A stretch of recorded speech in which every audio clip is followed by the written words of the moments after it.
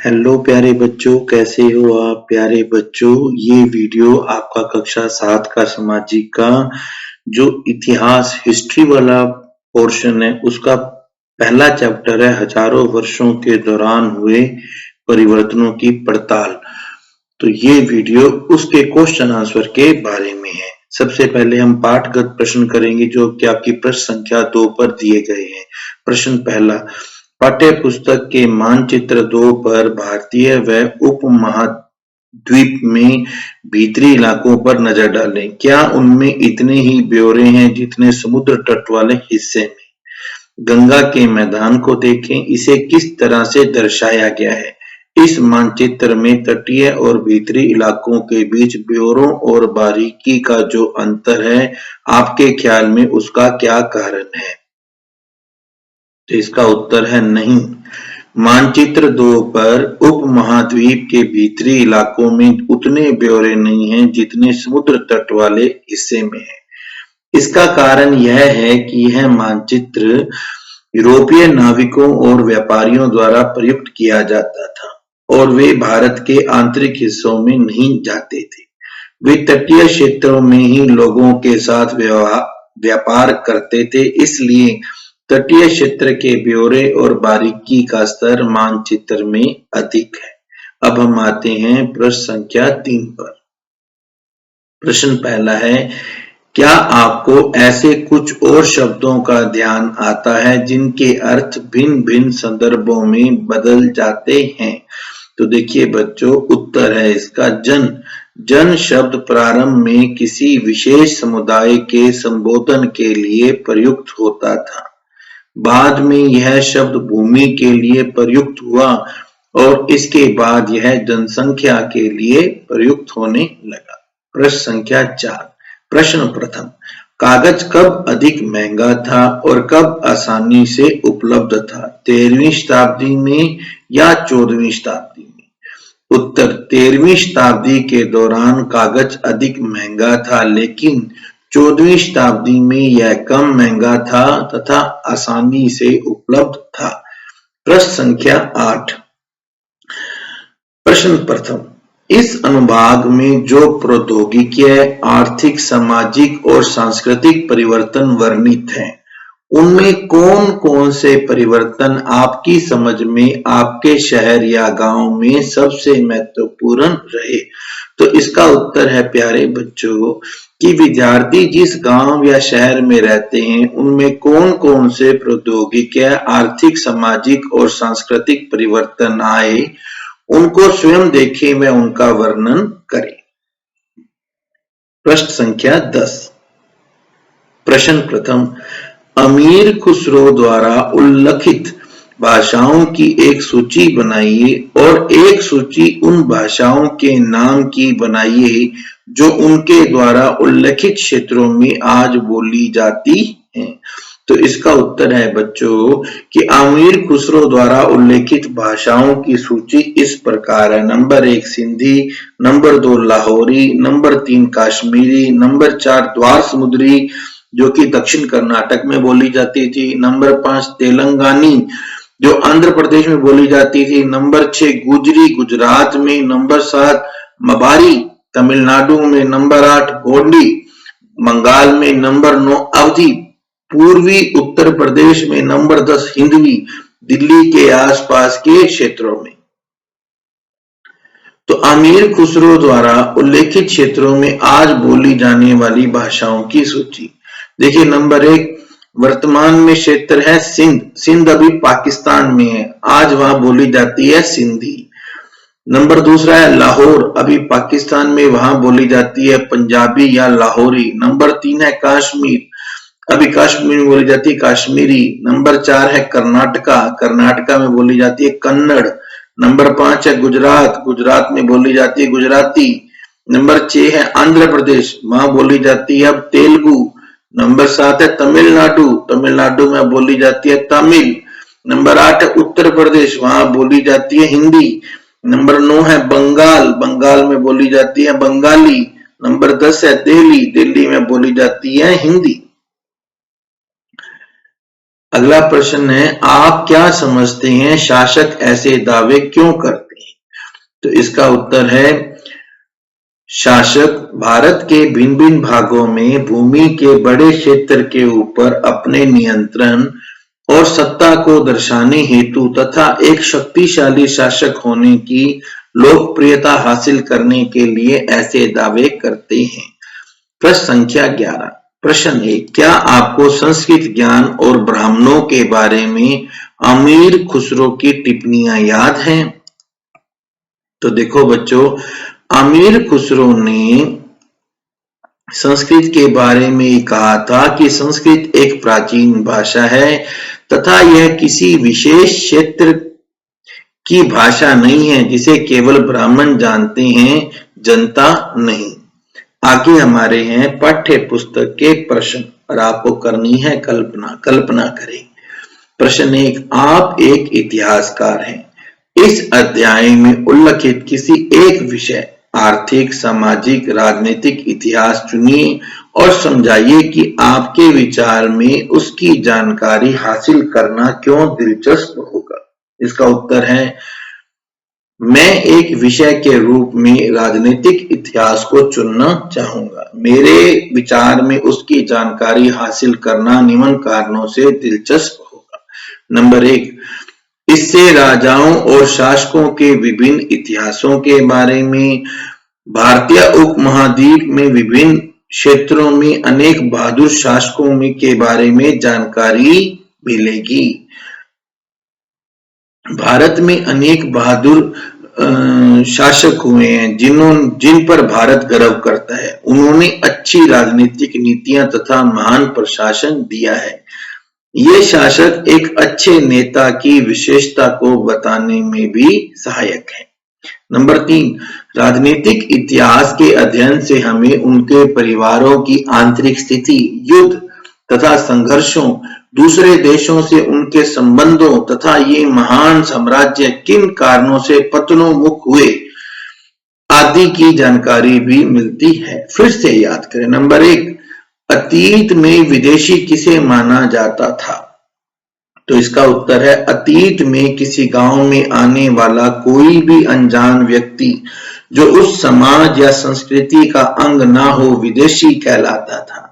ऐसे व्यक्ति को हिंदी में परदेशी तथा फारसी में अजनबी कहा जा सकता है। इसलिए किसी नगरवासी के लिए बनवासी विदेशी होता था, किंतु एक ही गांव में रहने वाले दो किसान अलग अलग धर्म या जाति परंपराओं से जुड़े होने पर भी एक दूसरे के लिए विदेशी नहीं होते थे। प्रश्न 2, नीचे उल्लिखित बातें सही है या गलत? सन 700 के बाद के काल के संबंध में अभिलेख हमें नहीं मिलते हैं। ख, इसका अब आप बताओ बच्चों, ये सही है या गलत है? ये तो आपको बताना है। आपने ये चैप्टर भी रीड किया है। चलिए कोई बात नहीं, मैं आपको इसका उत्तर देता हूं। तो जो पहला है वो है बच्चों गलत है। हमें 700 के बाद के काल के संबंध में उल्लेख मिलते हैं। नंबर ख, इस काल के दौरान मराठों ने अपने राजनीतिक महत्व की स्थापना की। बच्चों ये सही है। ग, कृषि केंद्रित बस्तियों के विस्तार के साथ साथ कभी कभी बनवासी अपनी जमीन से उखाड़ बाहर कर दिए जाते थे। जी हाँ, बिल्कुल। सुल्तान गयासुद्दीन बलबन असम, मणिपुर तथा कश्मीर का शासक था। तो ये बच्चों गलत है। इसके बाद तीसरे प्रश्न को अंदर आपको रिक्त स्थानों की पूर्ति करनी है। अभिलेखागारों में क्या क्या रखे जाते हैं? देखो बच्चों, अभिलेखागारों में पांडुलिपियां या दस्तावेज रखे जाते हैं। अगला है कौन 14वीं सदी का एक इतिहासकार था? तो इसका उत्तर है जियाउद्दीन बर्नी 14वीं सदी का एक इतिहासकार था। अब आपको ये बताना है कि इस उपमहाद्वीप में इस काल के दौरान लाई गई कुछ नई फसलें हैं। आलू, मक्का, मिर्च, चाय, कॉफी। अगला है इस काल में हुए कुछ प्रौद्योगिकी परिवर्तनों। देखो इसकी हमें सूची देनी है। तो इस काल में हुए कुछ प्रौद्योगिकी परिवर्तनों की तालिका निम्न है। नंबर 1, सिंचाई में रहट का प्रयोग। नंबर 2, कताई में चरखे का प्रयोग।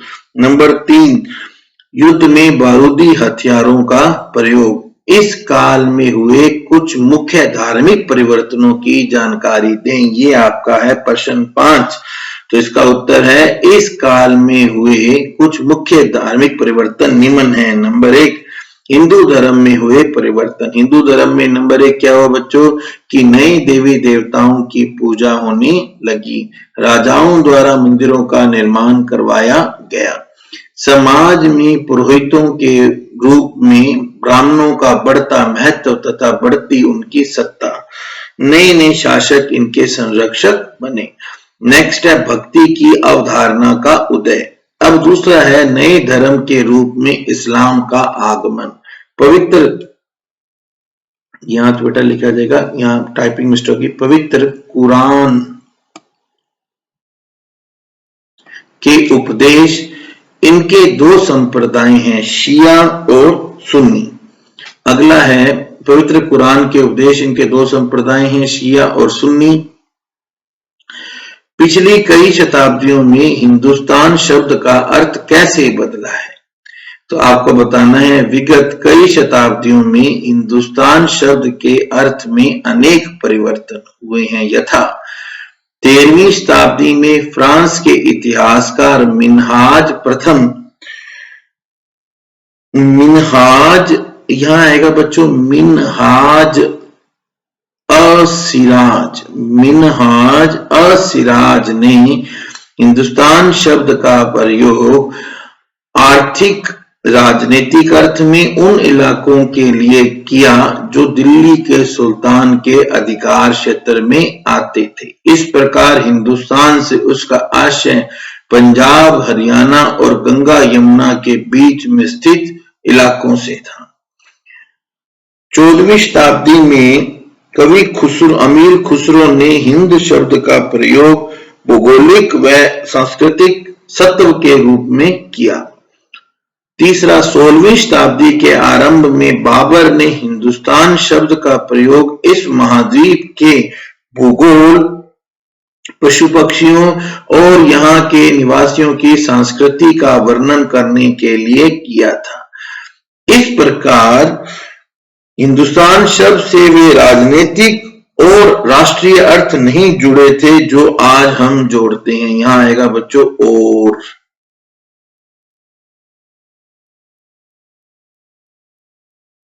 नेक्स्ट है, आज हम हिंदुस्तान शब्द का प्रयोग आधुनिक राष्ट्र राज्य भारत के रूप में लेते हैं। जातियों के मामले कैसे नियंत्रित किए जाते थे? जातियों के मामले निम्न प्रकार से नियंत्रित किए जाते थे। अपने सदस्यों के व्यवहार का नियंत्रण करने के लिए जातियां स्वयं अपने अपने नियम बनाती थी। 2 नंबर, इन नियमों का पालन जाति के बड़े बुजुर्गों की एक सभा करवाती थी, जिसे कुछ इलाकों में जाति पंचायत कहा जाता था। यानी कि नियम बनाती थी जाति खुद और बड़े बुजुर्गों की एक सभा उसका पालन कराती थी, जिसे जाति पंचायत कहा जाता था। जातियों को अपने इलाके के गांवों के रिवाज का पालन भी करना पड़ता था। यानी कि जातियां एक तो अपने नियम मानती थी और अपने इलाके के गांवों के रिवाजों को भी मानती थी। सर्व क्षेत्रीय साम्राज्य से आप क्या समझते हैं? सर्व क्षेत्रीय साम्राज्य का अर्थ है एक ऐसा साम्राज्य जो अनेक क्षेत्रों में फैला हो। भारतीय इतिहास में अनेक सर्व क्षेत्रीय साम्राज्यों का उत्थान हुआ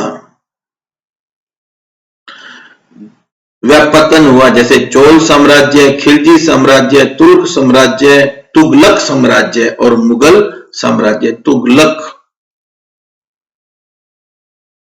साम्राज्य व मुगल साम्राज्य। आइए विचार करें। पांडुलिपियों के उपयोग में इतिहासकारों के सामने कौन कौन सी समस्याएं आती हैं? उत्तर है पांडुलिपियों के उपयोग में इतिहासकारों के समक्ष निम्न प्रमुख समस्याएं आती है। नंबर 1, मूल पांडुलिपि की लिखावट को समझने में समस्या हो सकती है। प्राचीन मध्यकाल में लिपिक या नकल नवीस जो हाथ से लिखा करते थे, हाथ से ही पांडुलिपियों की प्रतिलिपि बनाते थे। प्रतिलिपियां बनाते हुए लिपिक छोटे मोटे फेर बदल करते चलते थे। अंततः एक ही मूल ग्रंथ की भिन्न भिन्न प्रतिलिपियां एक दूसरे से बहुत ही अलग हो गई।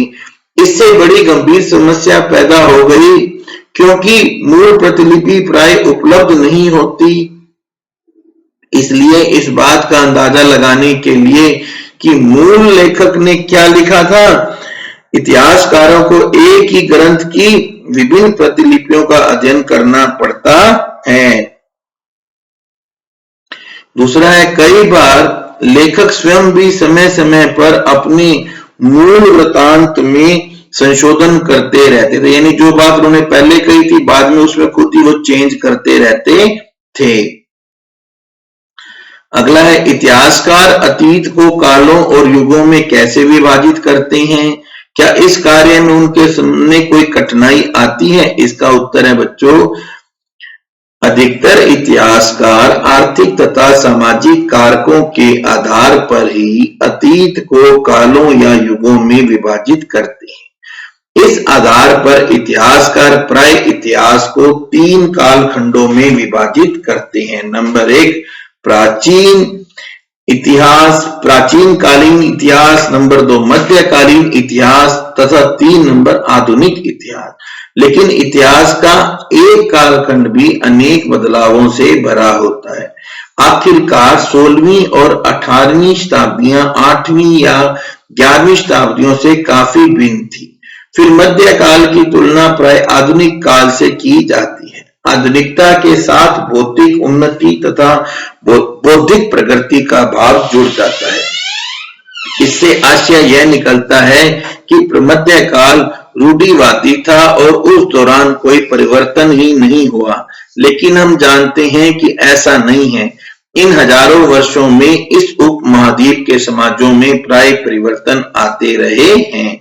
तो इस तरह से प्यारे बच्चों, आपका ये जो पहला पाठ है हमारे अतीत का हजारों वर्षों के दौरान हुए परिवर्तनों की पड़ताल, इसके प्रश्न उत्तर पूरे होते हैं। अगर आपको ये वीडियो अच्छा लगा हो तो इसे लाइक कीजिएगा और अगर आपने इस चैनल को अभी तक सब्सक्राइब नहीं किया है तो सब्सक्राइब भी कर लीजिए, क्योंकि यहाँ आपको कक्षा 7 के सारे विषयों के प्रश्न उत्तर मिल जाएंगे।